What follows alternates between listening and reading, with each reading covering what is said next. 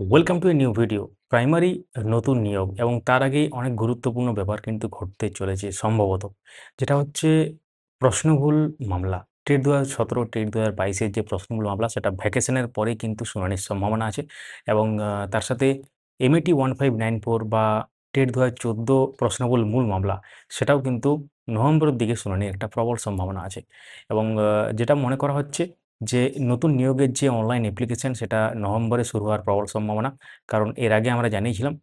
তো এক্ষেত্রে যদি এই নতুন নিয়োগের যে অনলাইন অ্যাপ্লিকেশন সেটা যদি আবার ডিলে হয়, তো সেক্ষেত্রে কি হচ্ছে ২০২৩-২০২৫ এর ডিএলএড ব্যাচ এবং তার যে এক্সটার্নাল এক্সামিনেশন বলুন বা যাবতীয় যে প্রক্রিয়া সেটা কিন্তু 3 নভেম্বর থেকে শুরু হবে এবং বেশ কিছুদিন কিন্তু চলবে। তো এক্ষেত্রে যারা টেট ২০২৩ পাস করেছেন বা এই সেশনের মধ্যে বা পার্সুইং হিসেবে এপ্লাই করেছিলেন এবং টেট পাস করেছিলেন, তো তাদের ক্ষেত্রে সুযোগ সুবিধা হয়তো থাকতে পারে। এখন সেটা সময় বলবে কি হচ্ছে না হচ্ছে এবং সেখানে গুরুত্বপূর্ণ ব্যাপারটা আমরা দেখতে পাবো যখন অনলাইন অ্যাপ্লিকেশনটা শুরু হবে। তো এখন সবথেকে বড় প্রশ্ন হচ্ছে টেট ২০১৭, টেট ২০২২ বা টেট ২০১৪ প্রশ্নগুলো যে মামলা আছে, সেখানে অনেক ক্যান্ডিডেটদের তাহলে পাস করতে পারে যদি মানে পিটিশনারদের ফেভারে রায় যায়। তাহলে অনেক ক্যান্ডিডেট পাস করবেন এবং তারা রিক্রুটমেন্ট প্রসেসে পার্টিসিপেট করবেন এলিজিবিলিটির ক্রাইটেরিয়া মেইনটেইন করতে পারলে।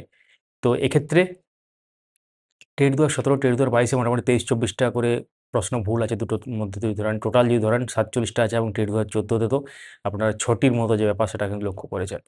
তো যেটা আইনজীবীদের বিশ্বাস যে নম্বর বাড়বে, তারা দৃঢ় বিশ্বাস করছেন। এখন সময় বলবে কি হতে চলেছে।